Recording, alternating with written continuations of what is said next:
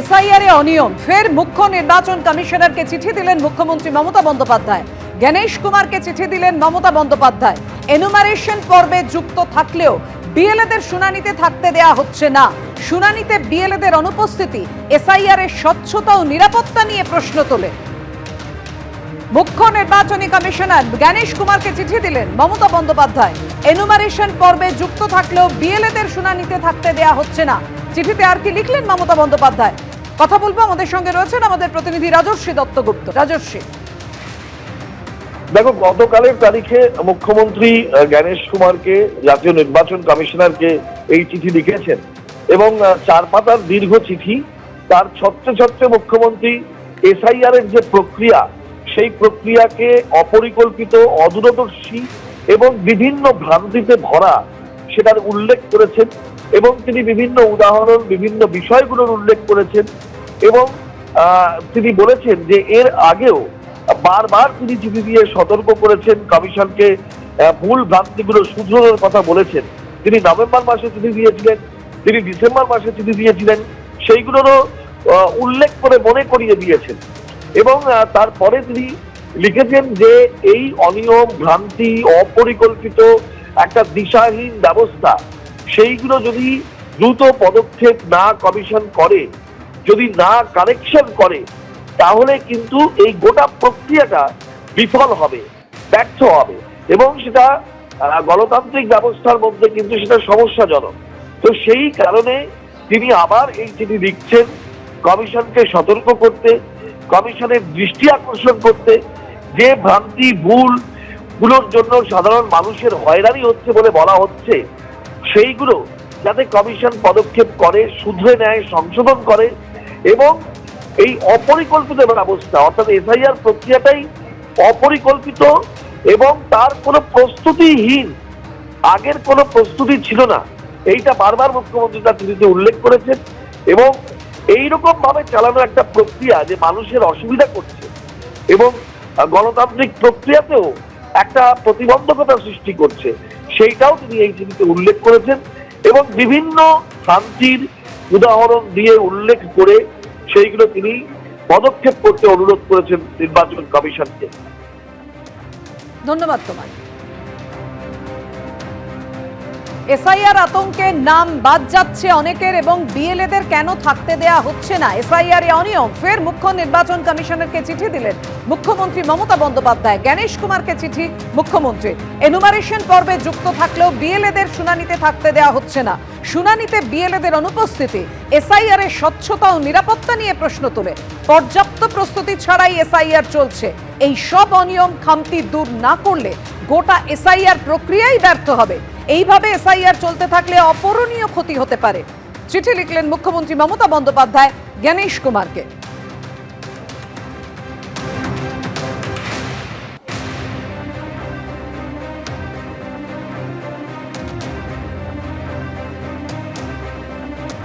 মুখ্যমন্ত্রী মুখ্য নির্বাচন কমিশনারকে চিঠি দিয়েছেন, তার অভিযোগের কথা জানিয়েছেন। অন্যদিকে নির্বাচন কমিশন এবং বিজেপিকে নিশানা করলেন তৃণমূল সাংসদ কল্যাণ বন্দ্যোপাধ্যায়।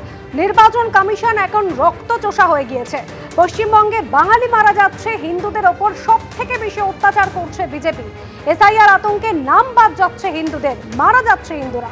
আর কি বলেছেন কল্যাণ বন্দ্যোপাধ্যায়, শোনা। নির্বাচন কমিশনার কোনো কিছুই শুনতে চাইছে না, উনি এখন ব্লাড সাকার হয়ে গেছেন। তা কি করবেন বলুন? এবং সবচেয়ে দুঃখের ব্যাপার যে পশ্চিমবাংলায় বাঙালি মারা যাচ্ছে, অন্য কোথাও কিছু হয়নি। এরা অ্যান্টি বাঙালি, বাঙালির নামে যা বাংলাকে যা ইচ্ছা তাই করছে। যারা বলেছিল সনাতনী হিন্দু, হিন্দুদের প্রোটেক্ট করব, দেখুন সবচেয়ে বেশি হিন্দুদের উপর অত্যাচার হচ্ছে। সবচেয়ে বেশি মারা গেছে কারা? হিন্দুরা। সবচেয়ে বেশি নাম বাঁধছে কাদের? হিন্দুদের। হিন্দুদের উপর অত্যাচার সবচেয়ে বেশি করছে বিজেপি। কল্যাণ বন্দ্যোপাধ্যায় আক্রমণ শানিয়েছেন, হিন্দুদের ওপর সব থেকে বেশি অত্যাচার করছে বিজেপি। কল্যাণ বন্দ্যোপাধ্যায় আক্রমণ প্রসঙ্গে কেন্দ্রীয় শিক্ষা প্রতিমন্ত্রী সুকান্ত মজুমদার কি বললেন, দেখুন। চোর ভাইপো সব জায়গায় ঘুরে বেড়াচ্ছে। ভাইপোকে ছিলেন তো আবার আপনারা? হ্যাঁ, ভাইপোর মহিমা কীর্তন এখানে পৌঁছে গেছে তো নিশ্চয়। ভাইপোর কাজ কি গোটা বছর খুঁজে পাবেন না, গোটা বছর জিম করবে, আরো কি সব করে সেগুলো আপনাদের সাথে বলতে পারবো না, একটু কান খোলা রাখবেন, আপনারাও খবর পাবেন কি সব করে। গোটা বছর ঘুরে দেখবেন না, ভোটের আগে একদম সেজে গুজে বাবু বেরিয়ে পড়বে। এখন আবার কি করেছে, মঞ্চ তো হয় না, মঞ্চের মাঝখান দিয়ে একটা লম্বা র্যাম্প বানিয়েছে, র্যাম্প ফ্যাশন শো যেরকম থাকে কিনা, যেখানে মেয়েরা হাঁটে ফ্যাশন শো, আপনারা টিভিতে দেখেছেন মনে হয়, যেরকম ভাইপো মাঝখান দিয়ে হাঁটছে।